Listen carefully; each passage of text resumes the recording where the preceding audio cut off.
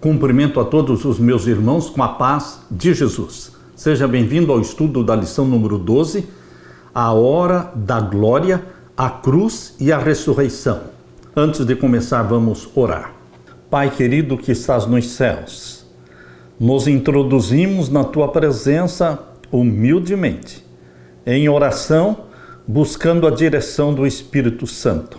Derrama sobre mim e os meus irmãos o Espírito Santo, abrindo a nossa mente para entendermos a Tua palavra e dar-nos a Tua bênção, Pai. Responde às orações do Teu povo, em nome de Jesus. Amém, Senhor. A hora da glória, a cruz e a ressurreição. Verso áureo, Pilatos perguntou, então você é rei? Jesus respondeu, o Senhor está dizendo que eu sou rei. Eu para isso nasci e para isso vim ao mundo, a fim de dar testemunho da verdade. Todo aquele que é da verdade ouve a minha voz. João 18:37. A crucifixão e a ressurreição de Jesus são o clímax do Evangelho de João. Os capítulos 1 até o 10 cobrem cerca de 3 anos e meio da vida de Jesus. E os capítulos 11 a 20, por outro lado, abrangem cerca de 1 ou 2 semanas da vida de Jesus. Os evangelhos apresentam a morte de Jesus de formas diferentes. Embora os relatos estejam em harmonia, os autores enfatizam eventos ligados aos temas centrais dos livros.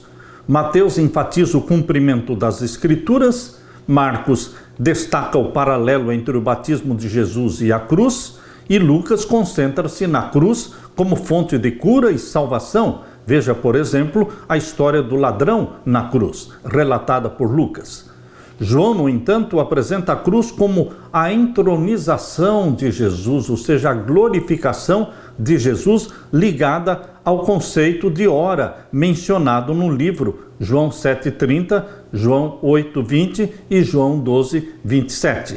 O conceito de entronização é uma imagem irônica, uma vez que a crucifixão era a forma de morte mais vergonhosa usada pelos romanos. Este contraste de João é irônico. Jesus morre em desprezo, mas isso representa a sua entronização como Salvador. Jesus foi confirmado como nosso Salvador na cruz do Calvário. Ele resistiu até o fim, não desistiu de você e de mim. Ele foi batizado em sangue. Meu querido irmão, este Salvador que nós temos, esse amado Jesus Cristo, é o maior dom, é a maior preciosidade, a maior pérola que você e eu podemos ter. Regozije-se em Jesus Cristo, louve a Jesus Cristo, ame a Jesus Cristo, partilhe a sua fé em Jesus Cristo. Aleluia! Na parte de domingo, o que é a verdade? Esta pergunta feita por Pilatos é uma pergunta que está ecoando no ar, porque ela está sendo feita até hoje, 2000 anos depois. As pessoas ainda continuam perguntando, o que é a verdade? No mundo de hoje não existe verdade absoluta, mas na Bíblia existe verdade absoluta. E a verdade absoluta é Jesus. É o único caminho que nos leva para o céu. Vamos abrir a Bíblia agora e ler João capítulo 18 e vamos ver os versos 28 até o verso 32. Depois levaram Jesus da casa de Caifás para a audiência, e era pela manhã cedo, e não entraram na audiência para não se contaminarem, mas poderem comer a Páscoa. Então Pilatos saiu fora e disse-lhes, que acusação trazeis contra este homem? Responderam e disseram-lhe, se este não fosse malfeitor, não o entregaríamos. Disse-lhes, pois, Pilatos, levai-o vós e julgai-o segundo a vossa lei. Disseram-lhe então os judeus, a nós não nos é lícito matar pessoa alguma. Então a intenção dos líderes judaicos era matar Jesus Cristo, porque eles poderiam julgar Jesus Cristo segundo a lei deles, conforme disse Pilatos. Mas a ideia deles não era julgar, era matar Jesus Cristo. Por isso eles disseram, a nós não nos é lícito matar pessoa alguma. Para que se cumprisse a palavra que Jesus tinha dito, significando de que morte havia de morrer. Tornou, pois, a entrar Pilatos na audiência e chamou a Jesus e disse-lhe: Tu és o rei dos judeus? Respondeu-lhe Jesus: Tu dizes isso de ti mesmo, ou disseram-te outros de mim? Pilatos respondeu: Porventura sou eu judeu? A tua nação e os principais dos sacerdotes entregaram-te a mim. Que fizeste? Respondeu Jesus: O meu reino não é deste mundo. Se o meu reino fosse deste mundo, pelejariam os meus servos para que eu não fosse entregue aos judeus, mas agora o meu reino não é daqui. Disse-lhe, pois, Pilatos: Logo tu és rei? Jesus respondeu: Tu dizes que eu sou rei. Eu para isso nasci, para isso vim ao mundo, a fim de dar testemunho da verdade. Todo aquele que é da verdade, ouve a minha voz. Disse-lhe Pilatos: Que é a verdade? E dizendo isto, tornou a ir ter com os judeus e disse-lhes: Não acho nele crime algum. Meu querido irmão, aqui está o diálogo de Pilatos com Jesus Cristo. Pilatos perguntou a Jesus se ele era o rei dos judeus. Foi a primeira ocorrência desse título em João, mas não a última. Jesus questionou Pilatos se aquela pergunta tinha vindo dele mesmo ou se outras pessoas haviam falado dele para Pilatos.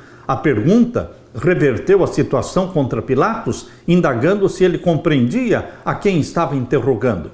O leitor já sabe que Jesus é o rei. Será que o governador Pilatos sabia? Pilatos respondeu com a própria pergunta, João 18:35.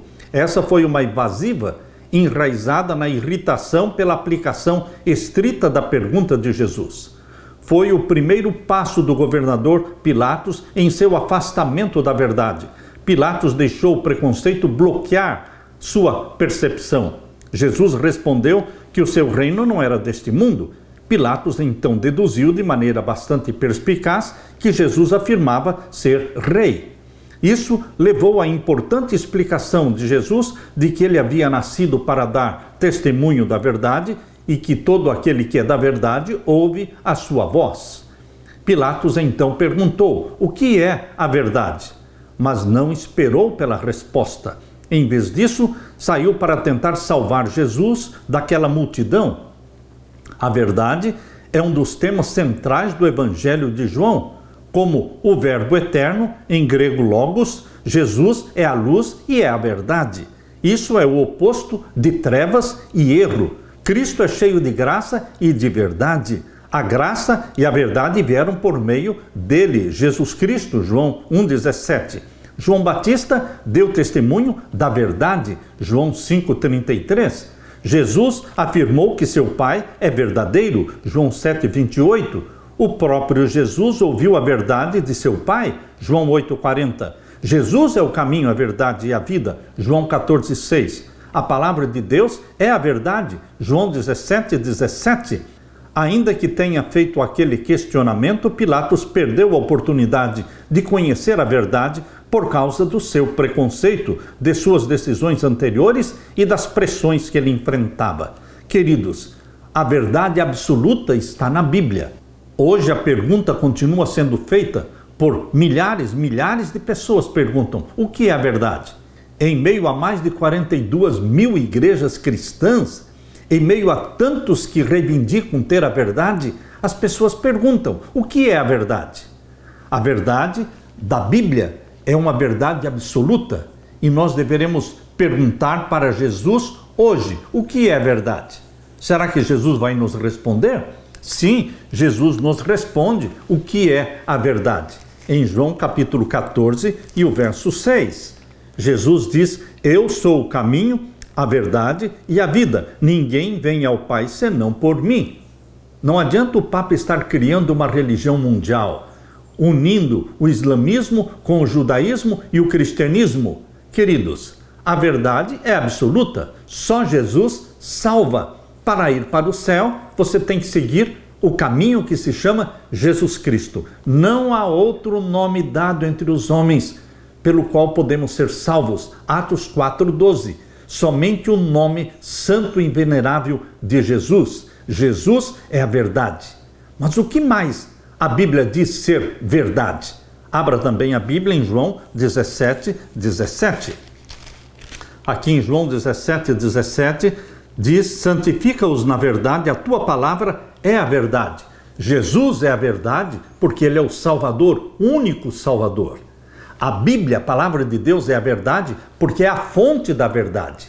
É o sol, a Escritura, é a lâmpada para os nossos pés, é a luz para o nosso caminho. Se você quer conhecer a verdade, você tem que ler a Bíblia, meditar na Bíblia, estudá-la, porque ela vai revelar Jesus Cristo como a verdade. Ela revela Jesus Cristo como o único Salvador, verdadeiro Salvador. Mas o que mais é a verdade? Abra também a sua Bíblia em Salmos 119. Salmo 119, nós lemos no verso 142. Aqui a palavra de Deus diz: a tua justiça é uma justiça eterna e a tua lei é a verdade. A Bíblia também declara que a lei de Deus, os 10 mandamentos, escritos pelo dedo de Deus, esta lei é a verdade. Perceba que a verdade é Jesus como Salvador, a verdade é a Bíblia como fonte da verdade, como a palavra viva de Deus, e também a verdade é a santa lei de Deus. Mas muitos não aceitam todos os mandamentos da lei de Deus. Eles desprezam o 4º mandamento, que diz: lembra-te do dia do sábado para o santificar. Eles desprezam o 4º mandamento da lei de Deus. Mas a verdade inclui todos os 10 mandamentos da lei de Deus. Isso é o que diz Salmo 119, verso 86. Todos os teus mandamentos são verdade. Então, meu querido irmão, nós aceitamos todos os 10 mandamentos como sendo verdade, a santa lei de Deus como sendo a verdade, a Bíblia como sendo a verdade e Jesus Cristo como o único Salvador, verdadeiramente Salvador, nosso caminho que nos leva para o céu. Esta é a verdade. Queridos, você está seguindo a verdade que a Bíblia revela para você hoje? Como você entende este conceito da verdade? Todos pretendem ir para o céu. Todas as igrejas pretendem ensinar a verdade. Mas todas as igrejas aceitam a Jesus como Salvador pessoal? Aceitam a palavra de Deus como um todo, de Gênesis a Apocalipse? Todas as igrejas aceitam a santa lei de Deus como sendo a verdade? E todos os 10 mandamentos de Deus como sendo a verdade? Não, nem todos aceitam. Mas Deus tem um povo remanescente na terra que aceita Jesus como Salvador, que aceita a Bíblia como sendo a verdade, de Gênesis a Apocalipse, que aceita a santa lei de Deus como sendo a verdade e também pelo poder do Espírito Santo. Nós, os remanescentes de Deus na terra, obedecemos todos os mandamentos de Deus.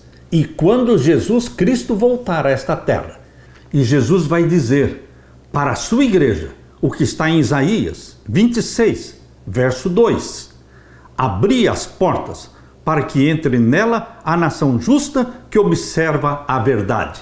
As portas da Nova Jerusalém vão se abrir para que entre nela a igreja remanescente de Deus, a nação justa que observa a verdade. Aleluia! Na parte de segunda-feira, eis o homem. Quando Pilatos trouxe Jesus Cristo diante da multidão, apontando para Jesus Cristo, ele disse: eis o homem. Jesus Cristo, 100% Deus, mas também 100% homem. Ali estava Jesus Cristo na sua fase de humilhação, sendo julgado, sendo condenado, maltratado no nosso lugar. Roma, como diz o relato de João, Roma, na pessoa de Pilatos, o governador romano na Palestina, Roma tentou libertar Jesus Cristo. Mas os próprios irmãos de Jesus Cristo, o povo de Jesus Cristo, os judeus, clamavam: crucifica-o, crucifica-o. Roma tentou libertar Jesus, enquanto a igreja de Jesus pedia que ele fosse crucificado. Abra sua Bíblia agora e vamos ler João capítulo 18. João capítulo 18, os versos 38 em diante. Disse-lhe Pilatos: que é a verdade? E dizendo isto, tornou a ir ter com os judeus e disse-lhes: não acho nele crime algum. Mas vós tendes por costume que eu vos solte alguém pela Páscoa. Quereis, pois, que vos solte o rei dos judeus? Então todos tornaram a clamar, dizendo: este não, mas Barrabás. E Barrabás era um salteador.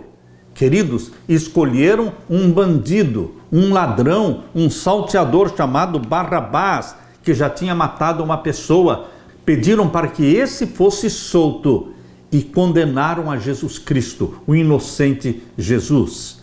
E aqui no capítulo 19, verso 1 em diante, diz: Pilatos, pois, tomou então a Jesus e o açoitou.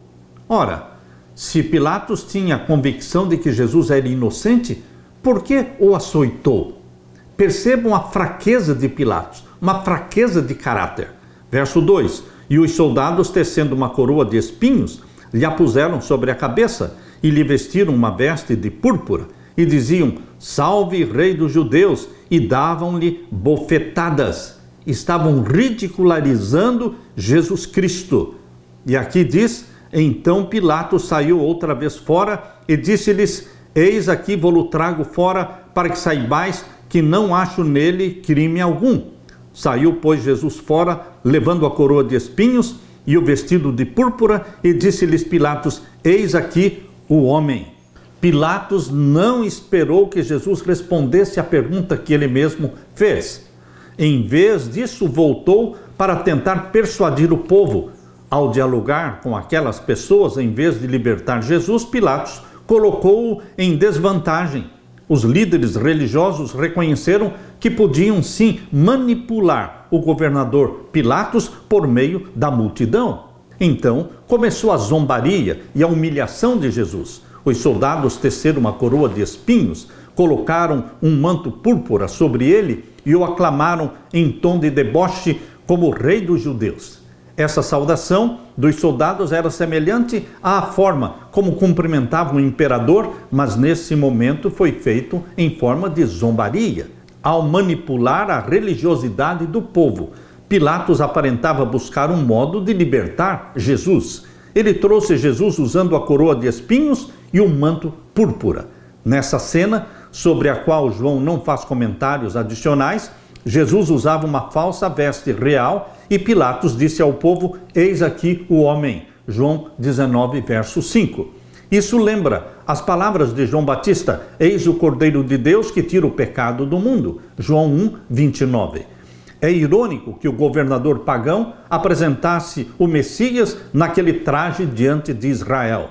No entanto, as pessoas clamavam pela crucifixão de Jesus por causa da sua afirmação de ser o Filho de Deus, porque Jesus declarou ser o Filho de Deus. João 19, 6 a 16. Isso assustou Pilatos, que procurou ainda, dali para frente, mais e mais libertar Jesus. Mas os líderes selaram o destino de Cristo, alegando que libertar Jesus seria se opor a César. Eles sabiam que a lealdade de Pilatos a César significava que ele não libertaria alguém que reivindicasse o mesmo papel, ou seja, o papel de ser rei. Os líderes disseram que não tinham rei senão César. Percebam, os líderes do judaísmo, da igreja verdadeira daqueles dias, porque a igreja judaica era a igreja verdadeira naqueles dias. Os seus líderes disseram: não temos outro rei senão César. Se curvaram diante de Roma. Hoje, Roma continua dominando o mundo. Hoje, 2000 anos depois da morte de Jesus Cristo, Roma é quem domina o mundo.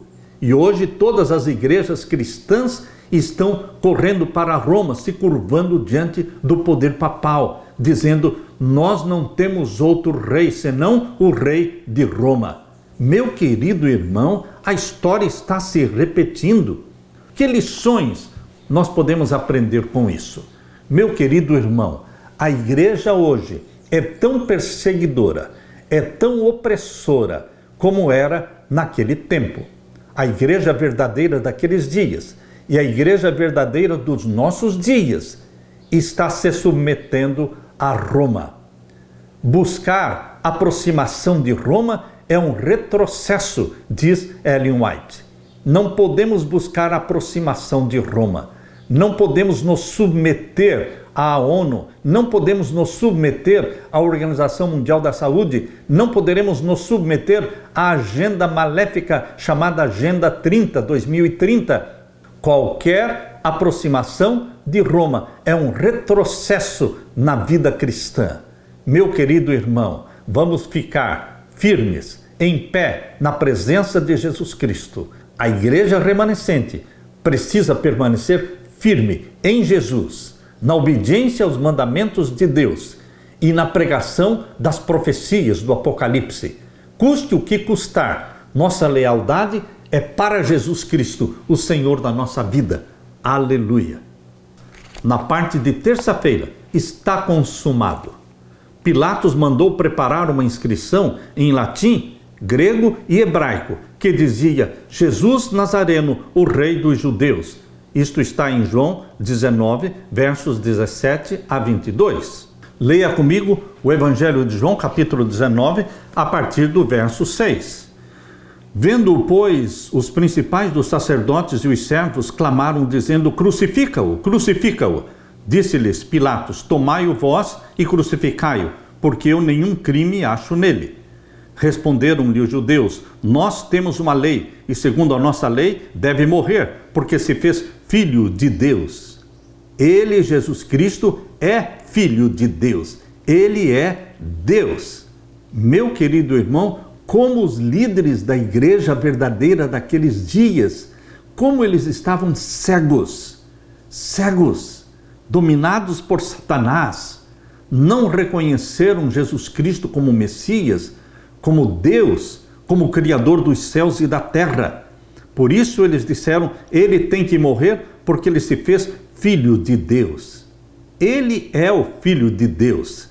Verso 8, e Pilatos, quando ouviu esta palavra, mais atemorizado ficou, e entrou outra vez na audiência e disse a Jesus: de onde és tu? Mas Jesus não lhe deu resposta. Disse-lhe, pois, Pilatos: não me falas a mim? Não sabes tu que eu tenho poder para te crucificar e tenho poder para te soltar? Respondeu Jesus: nenhum poder terias contra mim, se de cima te não fosse dado, mas aquele que me entregou a ti, maior pecado tem. Desde então Pilatos procurava soltá-lo, mas os judeus clamavam dizendo: se soltas este, não és amigo de César. Qualquer que se faz rei é contra César. E ouvindo, pois, Pilatos este dito, levou Jesus para fora e assentou-se no tribunal, no lugar chamado Litóstrotos, e em hebraico Gabatá, e era a preparação da Páscoa, e quase a hora sexta. Aqui, esta hora sexta é um horário romano, diferente do horário judeu. No horário romano, era às 6 da manhã. Aqui João usou provavelmente o horário romano e disse aos judeus: eis aqui o vosso rei. Isto saiu da boca de Pilatos: eis aqui o vosso rei. Queridos, Jesus Cristo era o rei dos judeus. Sim, verdadeiramente. Mas eles bradaram: tira, tira, crucifica-o. Disse-lhes Pilatos: hei de crucificar o vosso rei? Outra vez: hei de crucificar o vosso rei? Responderam os principais dos sacerdotes: não temos rei senão a César. Meu querido irmão, a igreja de Deus, escolhida por Deus, eles se posicionaram ao lado de Roma. Eles se submeteram a Roma na primeira vinda de Jesus. Na primeira vinda de Jesus, Roma dominava o mundo e a igreja de Deus se submeteu a Roma. A história vai se repetir. A história está se repetindo, porque hoje também a igreja que se proclama verdadeira, e eu sou membro dessa igreja, mas não sou da maioria, eu sou do remanescente, e nós não vamos nos curvar diante de Roma. Querido amigo, meu querido irmão, a história pode se repetir, a igreja hoje é morna, comprometida com Roma, sim, mas nós podemos ser e devemos ser o remanescente fiel, porque é o remanescente que será salvo. Verso 16, então entregou-lhe para que fosse crucificado e tomaram a Jesus e o levaram. Os líderes judeus queriam que aquele texto escrito por Pilatos fosse alterado, mas Pilatos ignorou seus pedidos E essa inscrição foi um testemunho silencioso da verdade sobre Jesus e um dos indicadores de que ele estava entronizado na cruz. Jesus Cristo foi proclamado Rei dos Judeus na cruz. Por isso a expressão entronizado na cruz. Jesus, o Rei dos Judeus, estava na cruz como se fosse um criminoso comum. Um poder mais alto do que Pilatos ou do que os judeus. Dirigia a colocação daquela inscrição acima da cabeça de Jesus. No propósito divino, ela devia despertar reflexão e o estudo das Escrituras. Jesus Cristo, o Rei dos Judeus. Agora leia comigo o capítulo 19, verso 17 em diante. E levando ele às costas da sua cruz, saiu para o lugar chamado Caveira, que em hebraico se chama Gólgota, onde o crucificaram e com ele outros dois, um de cada lado e Jesus no meio. E Pilatos escreveu também um título e pô-lo em cima da cruz, e nele estava escrito Jesus Nazareno, Rei dos Judeus. E muitos dos judeus leram este título, porque o lugar onde Jesus estava crucificado era próximo da cidade, e estava escrito em hebraico, grego e latim. Diziam, pois, os principais sacerdotes dos judeus a Pilatos: não escrevas Rei dos Judeus, mas que ele disse: sou Rei dos Judeus. Respondeu Pilatos: o que escrevi, escrevi. Tendo, pois, os soldados crucificado a Jesus, tomaram seus vestidos e fizeram 4 partes, para cada soldado uma parte, e também a túnica. A túnica, porém, tecida toda de alto a baixo, não tinha costura. Disseram, pois, uns aos outros: não a rasguemos, mas lancemos sortes sobre ela, para ver de quem será. Para que se cumprisse a escritura que diz: dividiram entre si os meus vestidos, e sobre a minha vestidura lançaram sortes. Os soldados, pois, fizeram estas coisas. E junto à cruz de Jesus estava sua mãe e a irmã da sua mãe, Maria de Cleófas e Maria Madalena. Ora, Jesus, vendo ali a sua mãe e que o discípulo a quem ele amava estava presente, disse à sua mãe: mulher, eis aí o teu filho. Depois disse ao discípulo: eis aí a tua mãe. E desde aquela hora o discípulo a recebeu em sua casa. Meu querido irmão, Jesus Cristo encarregou sua mãe aos cuidados de João, o discípulo amado. Agora leia comigo João 19, versos 28 a 30. Aqui lemos: depois, sabendo Jesus que todas as coisas estavam terminadas, para que a escritura se cumprisse, disse: tenho sede. Estava, pois, ali um vaso cheio de vinagre, e encheram de vinagre uma esponja, e pondo-a num isope, lhe achegaram à boca. E quando Jesus tomou o vinagre, disse: está consumado. E, inclinando a cabeça, entregou o Espírito. Está consumado. Meu querido irmão, o verbo grego teleo, terminar, completar, executar, que ocorre no verso 28, tudo já estava consumado. É o mesmo verbo usado no verso 30, está consumado. Por mais horrível que fosse a cena, tudo estava sendo cumprido, realizado, completado. Cristo não desistiu da sua missão. Ele veio para morrer, nasceu para morrer. E ele bebeu o cálice amargo da morte. Quando Cristo disse: está consumado, ele estava concluindo ou cumprindo a obra que o Pai lhe tinha dado para fazer. Está consumado. O que isso significa? Como isso se aplica à sua e à minha vida? Jesus Cristo abriu a porta da graça na cruz do Calvário. A graça divina era uma promessa. Era uma promessa feita desde o Jardim do Éden. Cada vez que um cordeirinho morria no Antigo Testamento, era a promessa da graça, que um dia se cumpriria quando o Cordeiro de Deus viesse ao mundo. Agora Jesus Cristo, o Cordeiro de Deus, estava morrendo na cruz. Agora a graça prometida se tornava real, verdadeira, sólida. Jesus Cristo estava escancarando a porta da graça, para que todo aquele que quisesse viesse e recebesse a vida eterna. Meu querido irmão, quando Jesus disse: está consumado, ele disse: a porta da graça se abriu. E todo aquele que ouvir, venha. O Espírito diz: vem. E aquele que ouve, diga: vem. E todo aquele que quiser, venha e tome de graça da água da vida. Aleluia. Na parte de quarta-feira, o túmulo vazio. O cristianismo é a religião do túmulo vazio, da sepultura aberta. Os outros fundadores de religiões, como Buda, como Maomé, como Confúcio, o túmulo deles não está vazio. Queridos, só Jesus Cristo ressuscitou da morte e declarou sobre o túmulo vazio: eu sou a ressurreição e a vida. Aquele que crê em mim, ainda que morra, viverá, porque eu o ressuscitarei. Jesus Cristo fundou a religião da sepultura aberta. Imaginem só, se o último capítulo na história do cristianismo fosse o túmulo de José de Arimateia, onde Jesus Cristo estava ali sepultado, preso, sem vida. Queridos, o cristianismo não podia terminar em morte. O último capítulo da vida de Jesus na terra não é o túmulo selado com uma pedra romana, não.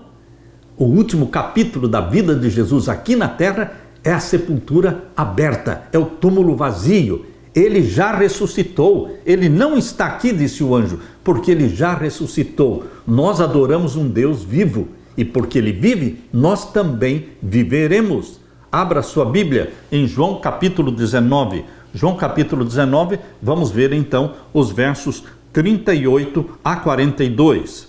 Depois disto, José de Arimateia, o que era discípulo de Jesus, mas oculto por medo dos judeus, rogou a Pilatos que lhe permitisse tirar o corpo de Jesus. E Pilatos lhe o permitiu. Então foi e tirou o corpo de Jesus. E foi também Nicodemos, aquele que anteriormente se dirigira de noite a Jesus, levando quase 100 arratéis de um composto de mirra e aloés. Tomaram, pois, o corpo de Jesus e o envolveram em lençóis com as especiarias, como os judeus costumam fazer na preparação para o sepulcro. E havia um horto naquele lugar onde fora crucificado, e no horto um sepulcro novo, em que ainda ninguém havia sido posto. Ali, pois, por causa da preparação dos judeus, e por estar perto aquele sepulcro, puseram Jesus. E no primeiro dia da semana, Maria Madalena foi ao sepulcro de madrugada, sendo ainda escuro, e viu a pedra tirada do sepulcro. Correu, pois, e foi a Simão Pedro e ao outro discípulo a quem Jesus amava, e disse-lhes: levaram o Senhor do sepulcro, e não sabemos onde o puseram. Então Pedro saiu com o outro discípulo e foram ao sepulcro, e os dois corriam juntos.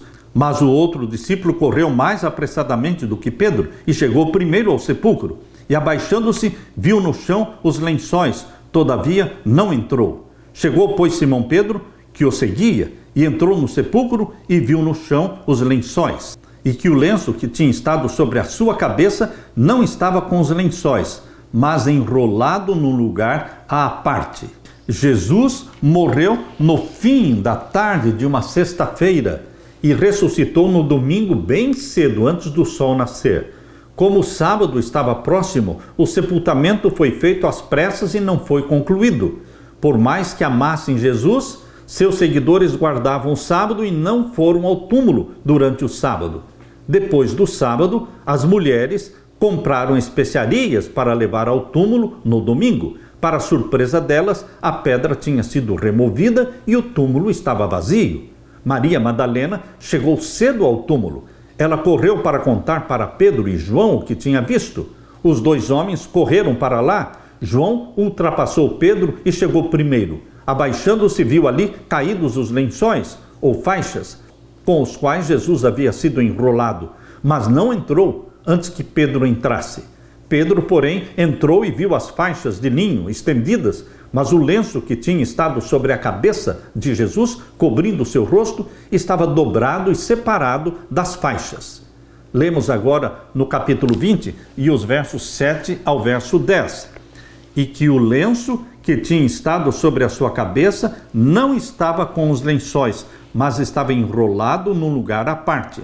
Então entrou também o outro discípulo, que é João, que chegara primeiro ao sepulcro e viu e creu, porque ainda não sabiam a Escritura que era necessário que ressuscitasse dos mortos. Tornaram, pois, os discípulos para casa. Meu querido irmão, João entrou, viu e creu. Por que ver as faixas e o lenço separados e dobrado levaria João a crer que Jesus havia ressuscitado dentre os mortos?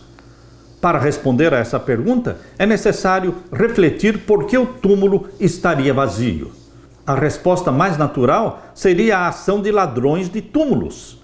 Mas essa explicação não pode ser aceita por 3 razões. Primeira, o túmulo estava guardado por uma escolta, tornando inviável o roubo. Segunda razão, ladrões de túmulos normalmente roubam objetos de valor, não corpos em decomposição. E a terceira razão, ladrões de túmulos costumam agir com pressa e não se preocupam em dobrar as vestes funerárias. Não é de admirar que quando João viu o lenço dobrado, creu que Jesus havia ressuscitado. Meu querido irmão, a minha alegria e o meu regozijo é que o último capítulo da história do cristianismo não termina em morte e em túmulo, mas em ressurreição e em vida. Jesus Cristo vive para sempre e Ele vai cumprir a promessa de voltar a esta terra. Aquela promessa que Ele fez em João 14, 1-3. Voltarei outra vez e vos levarei para mim mesmo, para que onde eu estiver, vós também estejais. Alegre-se no Deus que vive e que voltará para nos buscar, porque somos propriedade dele, comprados sim, pelo ouro do sangue de Jesus e a prata das suas lágrimas. Aleluia! Na parte de quinta-feira, Jesus e Maria. Abra sua Bíblia agora e vamos ler João 20, versos 11-13. E Maria estava chorando fora, junto ao sepulcro. Estando ela, pois, chorando, abaixou-se para o sepulcro e viu 2 anjos vestidos de branco, assentados onde jazera o corpo de Jesus, um à cabeceira e outro aos pés. Maria Madalena viu 2 anjos dentro do túmulo onde estivera o corpo de Jesus. Um anjo estava junto à cabeceira e outro junto aos pés. E disseram-lhe eles: Mulher, por que choras? Ela lhes disse: Porque levaram o meu Senhor, e não sei onde puseram. E tendo dito isto, voltou-se para trás e viu Jesus em pé, mas não sabia que era Jesus. Disse-lhe Jesus: Mulher, por que choras? Quem buscais? Ela, cuidando que era o hortelão, disse-lhe: Senhor, se tu o levaste, dize-me onde o puseste, e eu o levarei. Disse-lhe Jesus: Maria. Ela, voltando-se, disse-lhe: Rabone, que quer dizer mestre. Disse-lhe Jesus: Não me detenhas, porque ainda não subi para o meu Pai, mas vai para os meus irmãos e dize-lhes que eu subo para o meu Pai e vosso Pai, meu Deus e vosso Deus. Maria Madalena foi e anunciou aos discípulos que vira o Senhor e que ele lhe dissera isto. Jesus ressuscitou no dia 16 de Nisan, o dia da festa das primícias. Ele morreu no dia da festa da Páscoa, permaneceu no túmulo às 24 horas do sábado, ressuscitou na manhã do primeiro dia, o dia 16, a festa das primícias. Com Jesus Cristo, a Bíblia diz que ressuscitou uma multidão de santos glorificados. Ressuscitou com Jesus Cristo, conforme diz aqui em Mateus capítulo 27, versos 50-53. E Jesus, clamando outra vez com grande voz, rendeu o espírito, e eis que o véu do templo se rasgou em 2, de alto a baixo, e tremeu a terra, e fenderam-se as pedras, e abriram-se os sepulcros, e muitos corpos de santos que dormiam foram ressuscitados, e saindo dos sepulcros depois da ressurreição dele, ninguém ressuscitou antes de Jesus. Primeiramente, Jesus, as primícias dos mortos, ressuscitou. E depois que Jesus ressuscitou, pelo poder de Jesus Cristo, que tem vida em si mesmo, todos os outros ressuscitaram. Por isso a Bíblia deixa claro, ressuscitaram depois da ressurreição dele, não antes. E entraram na cidade santa e apareceram a muitos. Esta multidão glorificada que ressuscitou com Jesus, subiu ao céu com Jesus Cristo como primícias dos mortos. Jesus, as primícias dos mortos, mais a multidão que ressuscitou com ele.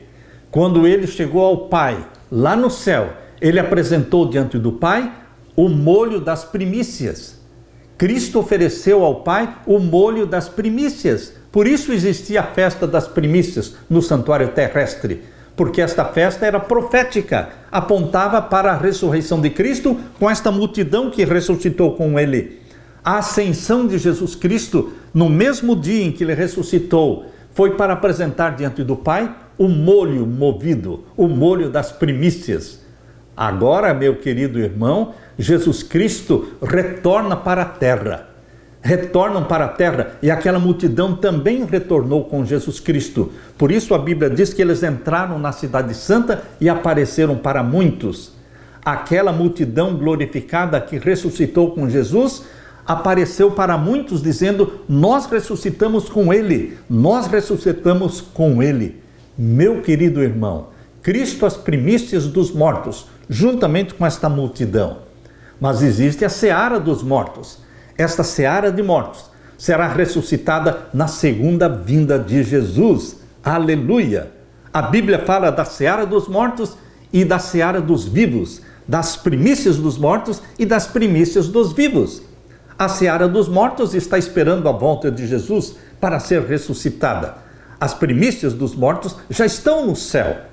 Mas a seara dos vivos é a grande multidão que ninguém podia contar de Apocalipse 7:9. E as primícias dos salvos vivos são os 144 mil. Queridos, duas searas, de mortos e de vivos. E duas primícias, as primícias dos mortos e as primícias dos vivos. Meu querido irmão, Jesus Cristo, ele disse: eu irei, mas eu voltarei e vos levarei para mim mesmo. Jesus vai voltar. E nós lemos aqui em primeira carta de Paulo aos Coríntios, capítulo 15. Abra sua Bíblia, na primeira carta de Paulo aos Coríntios, capítulo 15, vamos ler aqui a partir do verso 20. 1 Coríntios 15, 20 em diante. Mas agora Cristo ressuscitou dos mortos e foi feito as primícias dos que dormem. Cristo e aqueles que ressuscitaram com ele, as primícias dos mortos. E a seara dos mortos está esperando a volta de Jesus. Verso 21, porque assim como a morte veio por um homem, também a ressurreição dos mortos veio por um homem. Porque assim como todos morrem em Adão, assim também todos serão vivificados em Cristo. Mas cada um por sua ordem, Cristo as primícias, depois os que são de Cristo na sua vinda. Depois virá o fim, verso 24, quando tiver entregado o reino a Deus, ao Pai, e quando houver aniquilado todo o império e toda a potestade e força. 1 Coríntios capítulo 15, verso 24, deixa claro de que Jesus Cristo faz tudo no céu. Ele é o Cordeiro, ele é o sacerdote, ele é o sumo sacerdote e juiz no santuário celestial, ele faz tudo. Mas, meu querido irmão, existe um momento, no final dos 1000 anos, quando a nova Jerusalém descer do céu, os ímpios vão ressuscitar e serão queimados, e Satanás também será queimado com todos os demônios, e Jesus Cristo então criará uma nova terra. Então se cumprirá a promessa de novo céu e nova terra.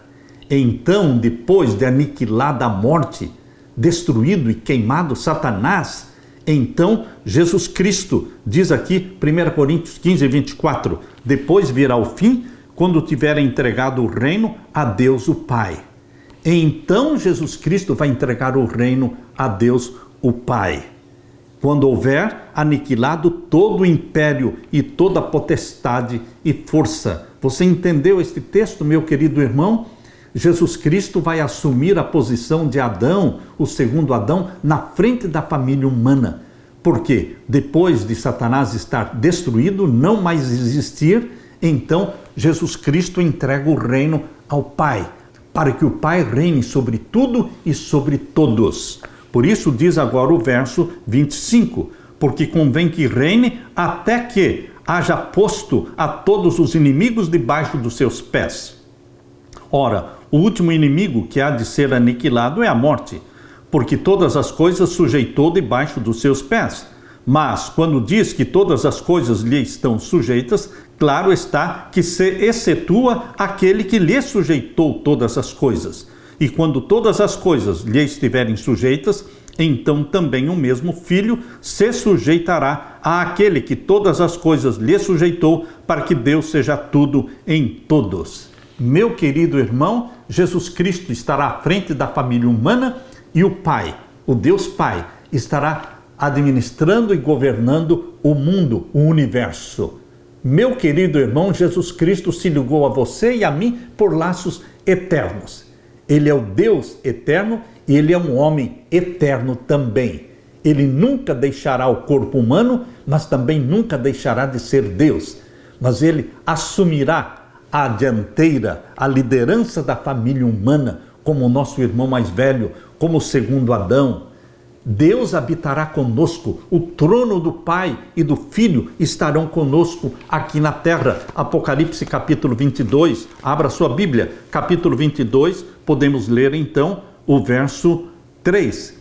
E ali nunca mais haverá maldição contra alguém, falando da nova Jerusalém, da nova terra. E nela estará o trono de Deus, ou seja, o Pai, e do Cordeiro, e os seus servos o servirão, e verão o seu rosto. Vamos ver o rosto, vamos ter esta proximidade, esta intimidade com o nosso Pai, com o nosso Jesus Cristo. E verão o seu rosto, e nas suas testas estará o seu nome. E ali não haverá mais noite, e não necessitarão de lâmpada, nem de luz do sol, porque o Senhor Deus os alumia, e reinarão para todos sempre.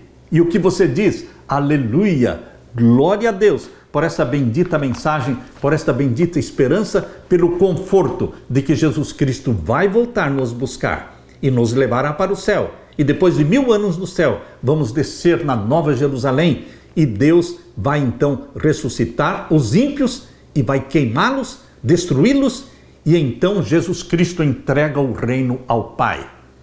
E continua ao lado do Pai. Mas deixa que o Pai reine sobre tudo e sobre todos, porque ele assume a liderança da família humana. Verão o seu rosto, e nas suas testas estará o seu nome, e ali estará o trono de Deus e do Cordeiro, e os seus servos o servirão. Você e eu somos servos de Jesus Cristo, e o serviremos com alegria, com gozo e regozijo no nosso coração para todo sempre. Aleluia! Deixe-me orar com você. Pai querido que estás nos céus, obrigado por esta mensagem que conforta, que anima. Obrigado, Jesus Cristo, porque o Senhor Jesus vai voltar breve para nos buscar, nos levar para o céu. Passaremos contigo, Jesus, 1000 anos no céu e vamos passar a eternidade contigo na nova terra, onde estará o trono do Deus Pai e o trono do Cordeiro, e nós, os seus servos, os serviremos, os adoraremos para todos sempre. Amém e amém. Deus te abençoe, meu querido irmão, minha querida irmã. Fique com a paz de Jesus. Amém.